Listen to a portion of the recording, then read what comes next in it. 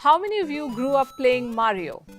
Helping this plumber save the princess? Or Duck Hunt, where we spent zillions of hours shooting flying birds? How about Aladdin, making this street rat jump rooftops? Or Contra, it was quite the rage back in the day. Some of you may not have played these games. Some of you may not even have heard of them. But there's a fat chance you missed this one. Tetris, the classic brick game. Some are still hooked to this.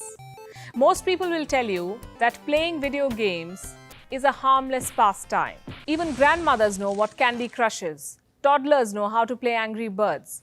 Gaming is a part of more lives than we imagine. It is also a profitable business, richer than the global box office and the global music industry combined.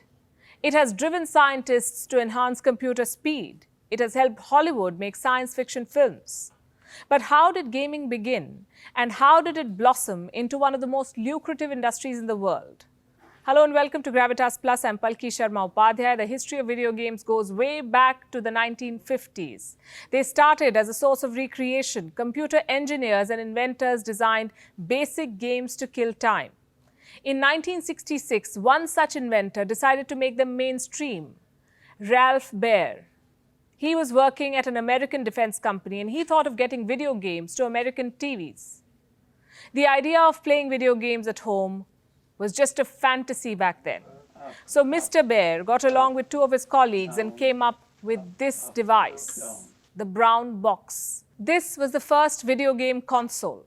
It looks quite basic now, but at the time it seemed unreal. People could plug it to their television sets and play simple board games virtually. It was officially launched in 1971 as Magnavox Odyssey. It sold some 130,000 units in just 12 months and became the prototype for many such home computing devices. Between 1972 to 1981, at least 9 such gaming consoles popped up. But the gaming industry gained prominence only in 1982. That's when Nintendo entered the market, a Japanese company that had been making playing cards for about a century. It shifted focus and began making video games. They came up with Mario, a game that changed the industry forever. It gave video games a mascot, something people could connect with. Having cassettes to different Mario games became a contest among friends. Even to this day, Mario remains the best-selling video game franchise. 670 million sales and counting. It's a fascinating story. So is the growth of the gaming industry. In the 1980s and 90s, the gaming business exploded. Video games began selling like hotcakes. Electronic Arts came up with Road Rash. Sega came up with Sonic the Hedgehog. Then there was Tetris, Street Fighter, Mortal Kombat, Contra, Tekken, FIFA, Pokemon, you get it. Video games became a cultural force. The video game industry began swinging like Mike Tyson, and every giant company wanted to stake a claim. Microsoft entered the gaming business. If you had Windows 3.0, you could play Solitaire on your desktop. Sony jumped in too with the PlayStation, the most sold video game console in the world, 430 million units and counting. It's what kids want for their birthdays now. It's what college students play in their dorm rooms. Some retirement homes keep the PlayStation for recreation. The gaming industry has grown faster than anyone could have ever imagined. Its reach is much bigger than we know. Let's show you some numbers. In 2019, the global gaming market was worth $151 billion. That's nearly 7.5 times the GDP of Afghanistan. And in 2020, 2.7 billion people were video gaming. 2.7 billion, a third of the world's population. Gaming also has its own World Cup, by the way. The first one was held in New York in 2019 in front of an audience of 23,000. 2.3 million viewers on the internet and a prize pool of $3 million. It was surreal. The gamers who attend such global tournaments are treated like athletes and celebrities. And most of them happen to be millennials. This is Preston Arsment. He's just 26 years old. He has 16 million subscribers on YouTube and a net worth of $15 million. Isn't that incredible? Let me tell you how incredibly some countries are performing in this area. In America alone, the gaming industry generated $90.3 billion for the economy in 2019. It also supported nearly 429,000 jobs. The same year in China, it generated $37.9 billion in revenue and supported 330,000 jobs. In Taiwan, the government is betting on video games for economic growth. Just last month, it held the annual game show in Taipei and invited gamers from more than 30 countries.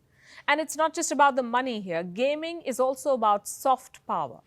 The US, Japan, South Korea, China, the world's leading game manufacturers are spreading their values, their culture, their music, language, even fashion through video games.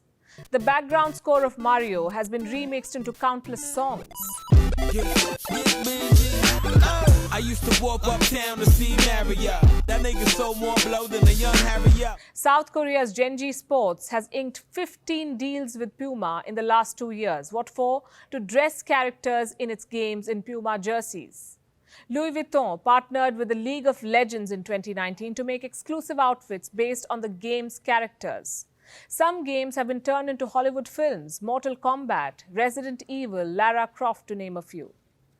For millions of people, video games have also become a way to discover new bands and artists. For some others, they have become a crash course into a country's history and culture. The world's leading countries are using video games to enhance their soft power. India has not boarded this bus yet. Even though India has the youngest population in the world, the latest figures show youth constitutes 27% of India's population. That's more than 1/5 of the 1.3 billion people we have. There's a massive untapped base for gaming. According to KPMG, there were 120 million online gamers in India in 2016. 120 million. Most of them were spending 42 minutes per day solving puzzles or playing snooker. But can they make a career out of this? Is gaming today a viable career option? Well, yes and no. The answer is complex. There's a lot you can do in the gaming industry: game animation, game creation, game design, game programming. These are legit careers. You can train professionally for all of these. But if you just want to play games for a living, if you want to be just a gamer, you're pretty much on your own. There are no institutes per se that will train you to be a gamer. And if you are a gamer already, your salary will depend on which tournaments you win and how many of them you win. It's a tricky proposition if you're gaming in India. Most gamers don't make a lot of money here. Many of them end up as gaming YouTubers, more like content creators. They record themselves playing video games in their rooms. They mix it up with humor and pop culture references. And if they're lucky, they get some subscribers. They begin getting sponsors. It's not a structured industry. There's no fixed salary or benefit. The bottom line is this: be a professional gamer if that's where your interest lies, but do know it's not a piece of cake. It's not a long-term career either. The popularity of games keeps changing, so does the popularity of those playing. Plus, addiction is a serious issue. Research shows that up to 16% of video gamers are addicted. Though the definition of addiction may vary from country to country, the symptoms and side effects remain the same. The World Health Organization classifies gaming disorders with international diseases. Too much gaming hurts you, both physically and mentally. It is said to affect your way of coping with real-life situations. Children tend to show more aggression and poor cognitive functioning. Adults suffer higher levels of stress. And this is not to say that every gamer is addicted. There are those who play just for fun or for some money. And last we checked, both were legal. So here's my 2 bits. Play all you want to, escape reality for a while if you must, but do remember, balance is the name of the game.